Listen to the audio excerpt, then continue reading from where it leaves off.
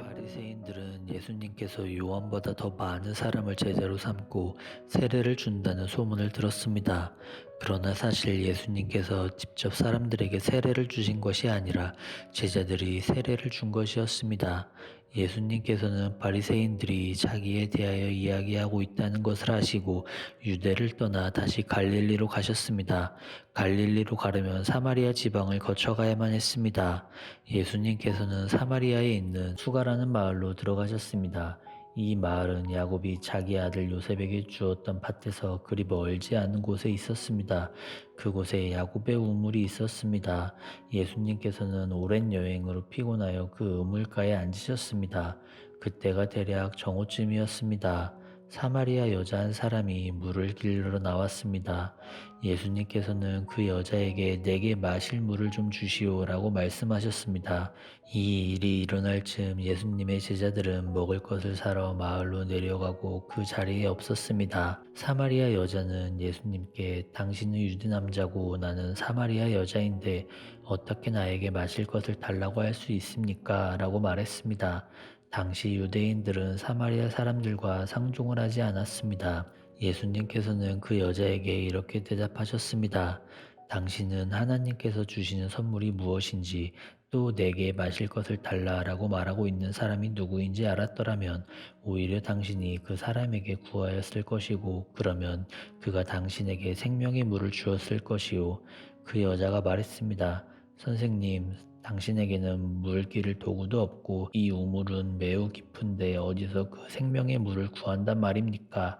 당신이 우리 조상 야곱보다 더 큰 분이란 말씀이십니까? 야곱은 우리에게 이 우물을 주신 분입니다. 그분도 친히 이 우물에서 물을 길러 마셨고 그분의 아들들과 가축들도 그렇게 했습니다.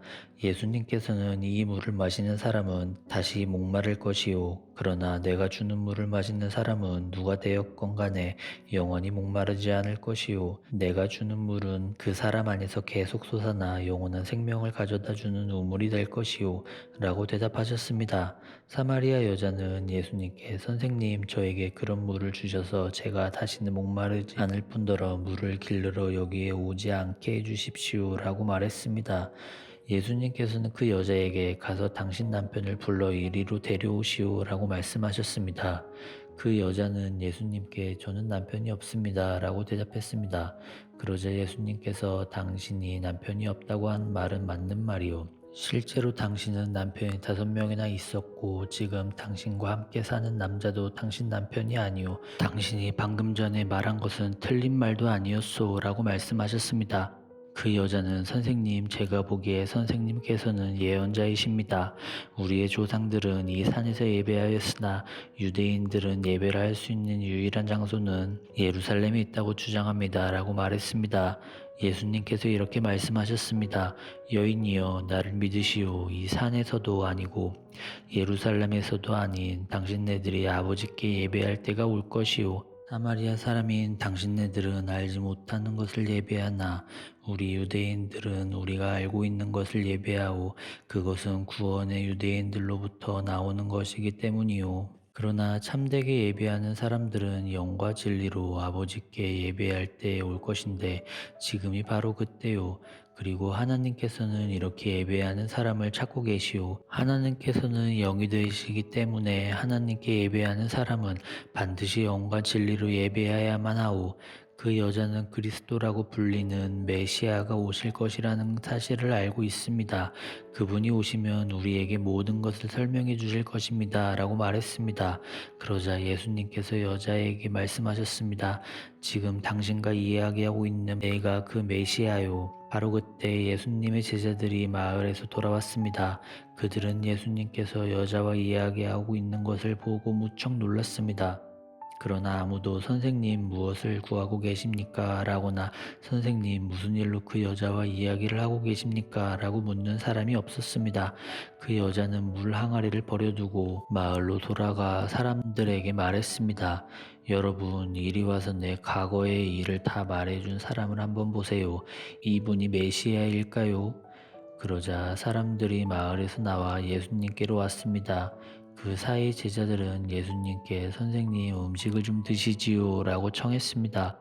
그러나 예수님께서는 나에게는 너희들이 알지 못하는 먹을 음식이 있다 라고 대답하셨습니다.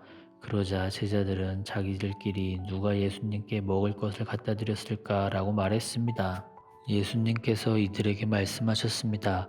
나의 음식은 나를 보내신 분의 뜻을 행하고 그분의 일을 완수하는 것이다.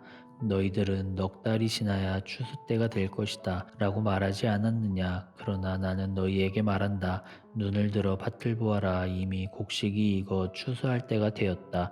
추수하는 사람은 벌써 추수한 대가로 품삯을 받고 영색을 위한 곡식을 추수하는 중이다. 그래서 씨를 뿌린 사람은 추수하는 사람과 함께 기뻐할 수 있게 될 것이다. 그러므로 한 사람은 씨를 뿌리고 다른 사람은 추수를 한다 라고 하는 말은 진리이다. 나는 너희들이 직접 수고하지 않는 것을 추수하려고 너희들을 보냈다. 다른 사람들은 수고하였고 너희들은 그들이 해놓은 수고의 결실을 얻게 되었다. 그 마을에 사는 많은 사마리아 사람들은 그 여자가 그분은 내 과거의 모든 일들을 나에게 말씀해 주셨어요 라고 말한 것 때문에 예수님을 믿었습니다. 사마리아 사람들이 예수님께 그들과 함께 지내다 가시기를 청하였으므로 거기서 이틀을 머무셨습니다. 그래서 보다 많은 사람들이 예수님의 말씀을 듣고 예수님을 믿었습니다. 그들은 그 여자에게 더 이상 우리는 당신의 말 때문에 예수님을 믿을 것이 아니요. 우리가 이제는 예수님의 말씀을 직접 들었고 이분은 참으로 세상의 구세주라는 사실을 알았기 때문에 믿는 것이요 라고 말했습니다. 이틀 후에 예수님께서는 그곳을 떠나 갈릴리로 가셨습니다. 전에 예수님께서는 예언자가 자기 고향에서 존경을 받지 못한다고 직접 말씀하신 적이 있습니다. 예수님께서는 갈릴리에 도착했을 때 그곳의 사람들은 예수님을 환영했습니다. 왜냐하면 그 사람들은 유월절에 예루살렘에서 예수님께서 하신 모든 일들을 보았으며 또한 자신들도 유월절에 그곳에 있었기 때문입니다. 예수님께서는 갈릴리 가나를 또 방문하셨습니다. 이곳은 예수님께서 물로 포도주를 만드셨던 곳입니다. 이곳에서는 높은 지위를 가진 왕의 신하 한 사람이 살고 있었습니다. 그 신하의 아들은 병에 걸려 가버나움에 있었습니다.